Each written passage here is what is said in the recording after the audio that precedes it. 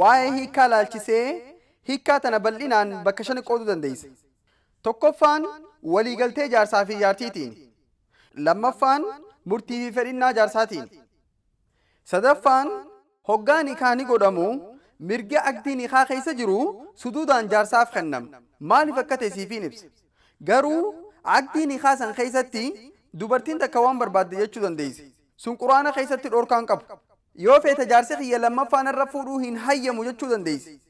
Aqdii san keessatti jechuu. Maaliif jennaan islaamummaa keessatti jaartii lammaffaa fuudhuun dirqamaa miti.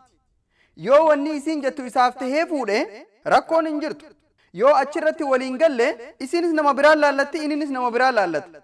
Garuu isiin gaafa heerumtu san aqdii san keessatti osoo lubbuun jiru jaarsa lammaffaan irra fuudhuu hin danda'u jechuu dandeessi. She finds the new boy and he finds the new girl. But she can put the clause that garuu waan quraana faalleessu jechuu hin dandeessu.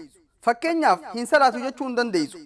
Maaliif salaanni dirqama waan ta'eef? I don't want you to offer prayer because offering salah is waan filannoo qabdu qofa jechuu dandeessi. Akkaataan hiikaa sadaffaa kana. Afraffaan ammoo yoo hoggaa san aqdii irratti humaa hin himanne hoggaa hiikaa barbaaddee jaarsaan si wajji jiraachuu hin barbaadu na hiiki jechuu dandeessi. Shanaffaan ammoo yoo jaarsi nama isii miidhu tahee isiis hiikuu didee qaaditti dheeyxee fasxiif irraa goruu dandeessi. Kana jechuun nikaanii ni bada jechuu. Yoo jaarsi isii miidhee mirga isii hin dheyne qaaditti dheeyxee nikaa sanfirraa hiikuu dandeessi. Kana jechuun dubartiinis jaarsa hiikuu ni dandeessi. Garuu haala nagayaa keessatti mirgi jaarsaati. Maaliif jennaan bakka tana namni khasaaru dhiira malee dhalaa miti. Dubartiin faayiduma harkatti.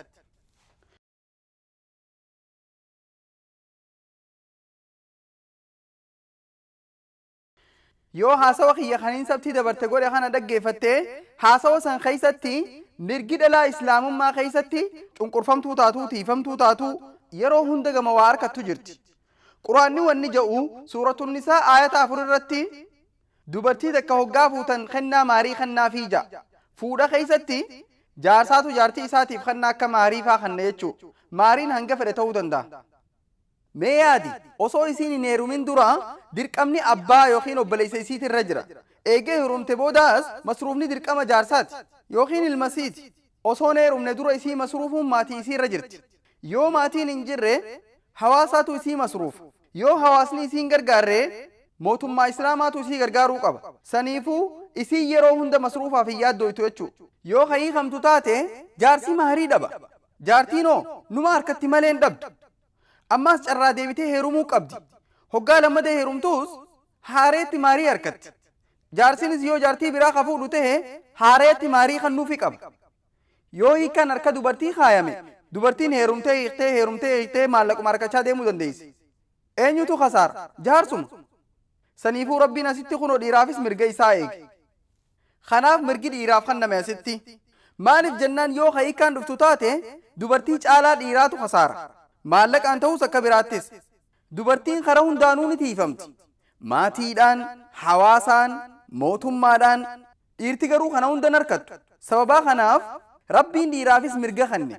Akkasuma waliin dubartiinis yoo barbaadde aqdiin hiikaa keessatti himachuu dandeessi. Yoo waan akkanaa naaf hin goone ofirraa hiikuu hin danda'a jechuu dandeessi. Yookiin jaarsaanis na hiiki jechuu ni dandeessi. she too can give divorce or she can request. Yoo kan inni isii miidhu tahe ammoo qaadii bira dheeyxee faqsiif irraa godhuu dandeessi. Akkasii gaafii teessiif deebisa jeetii yaada. Naa deebistee galatoomii. In the rare mic.